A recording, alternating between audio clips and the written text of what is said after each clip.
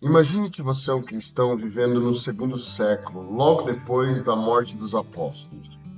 Você tem uma missão muito difícil: explicar quem é o Deus da Bíblia para a elite intelectual do mundo, que eram os gregos. Eles não conheciam Moisés, eles não conheciam Isaías, mas eles conheciam e amavam Platão e Aristóteles. Para um grego culto daquela época, a palavra Deus significava algo muito específico. Na cabeça deles, para um ser divino, ele precisava ser perfeito. E aqui está o ponto-chave. Na lógica grega, divindade, perfeição envolve imobilidade. Então pensa comigo, se alguma coisa é perfeita, ela não pode mudar. Porque se ela mudar para melhor é porque não era perfeita antes. E se mudar para pior, ela deixa de ser perfeita. Logo, Deus precisa ser imóvel. Ele tinha que ser atemporal, viver um eterno agora, congelado, longe das emoções e longe do tempo. Os primeiros teólogos cristãos, com a melhor das intenções missionárias, tentaram construir uma ponte. Eles disseram aos gregos: olhem, não rejeitem a Bíblia, o nosso Deus é exatamente como o ser perfeito da filosofia de vocês. Ele também não muda, ele também é atemporal. E foi um movimento estratégico, brilhante para a época. O cristianismo ganhou o respeito dos filósofos, mas houve um custo oculto nessa abordagem, sabe? Quando nós abrimos a Bíblia hebraica, Deus que aparece a Abraão, ele não parece nada imóvel. Ele caminha no jardim, ele se arrepende, ele desce para ver a Torre de Babel, ele negocia com Moisés. E durante 1500 anos a teologia clássica olhou para esses textos e disse: isso aqui é apenas uma metáfora, o Deus real é o Deus imóvel da filosofia. Mas a nossa pergunta é: se a Bíblia estiver certa e Platão estiver errado, e se a verdadeira perfeição de Deus não for a ausência de mudança, mas a capacidade infinita de se relacionar conosco na história? Hoje, no nosso vídeo de hoje, nós vamos investigar a raiz de quase todas as nossas divergências teológicas. Você vai descobrir que a pergunta mais importante não é qual é o dia de guarda, mas sim quem é o Deus que eu guardo. E é essa estátua de Platão, dos filósofos, ou é esse pai que aparece na Bíblia? Para a gente entender onde a teologia clássica se encontrou da Bíblia, nós precisamos usar um pouco da nossa imaginação. Eu quero dar dois exemplos para você. Pense numa primeira imagem, um Deus dos filósofos, uma estátua. Imagine uma estátua de mármore branco, perfeita, no topo de uma montanha grega. Ela é majestosa, o tempo passa, as chuvas caem, impérios nascem e morrem, e a estátua continua lá imóvel. A estátua não sorri, ela não chora, ela não se surpreende, porque na filosofia grega, ela não, se ela se mover, ela se mudaria, e se ela mudasse, ela deixaria de ser perfeita. E na teologia nós chamamos isso de atemporalidade. Significa que Deus não tem um ontem, nem um amanhã. Ele vive um eterno agora. Ele vê a sua vida inteira, do nascimento, casamento, morte, num único relance instantâneo, como quem olha para um quadro na parede. É um conceito até grandioso, mas também é um conceito muito frio. A estátua não pode ser sua amiga. A segunda imagem é a imagem da Bíblia. Um Deus que é Pai. Esquece a estátua por um segundo, abre a tua Bíblia em Lucas 15, olha a parábola do filho pródigo e você tem um pai que está na estrada. Ele olha no tempo presente, ele vê um filho ao longe, ele corre, ele abraça. Esse Deus tem reações. A Bíblia diz que Deus ouve a sua oração e para ouvir precisa haver tempo. Você fala primeiro, ele escuta depois.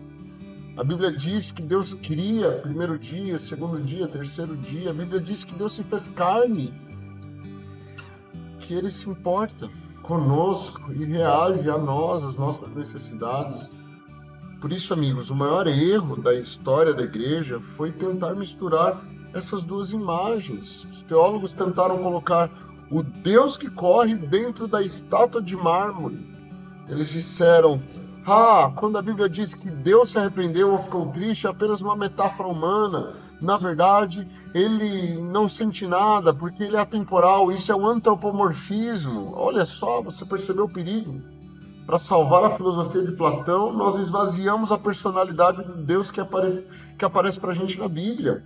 Nós transformamos o Pai amoroso numa força cósmica distante.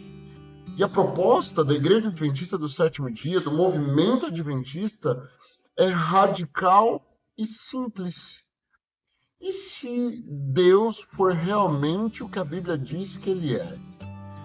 E se Ele for eterno, que significa que Ele tem tempo infinito e não que Ele é atemporal?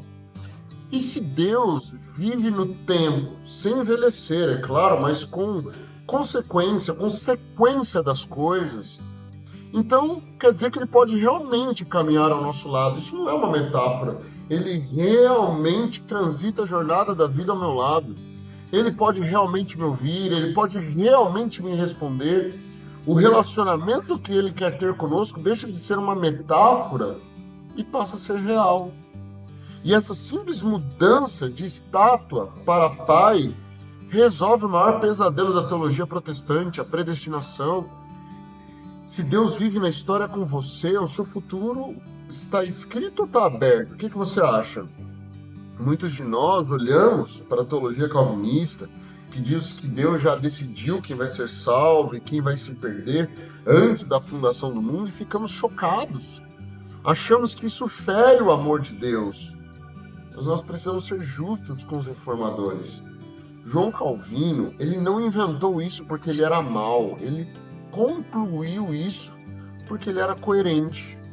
Pense comigo, se você acredita no Deus dos filósofos, um Deus atemporal, isso significa que para Deus não existe futuro, tudo é um eterno agora. Para esse Deus, a sua vida não é um filme que está passando, é um quadro que já está pintado na parede.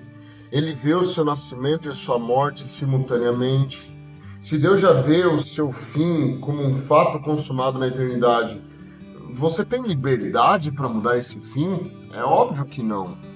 Mas se Deus é atemporal, como diz a filosofia, sua vida, seu destino, sua salvação já está fechada na mente dele.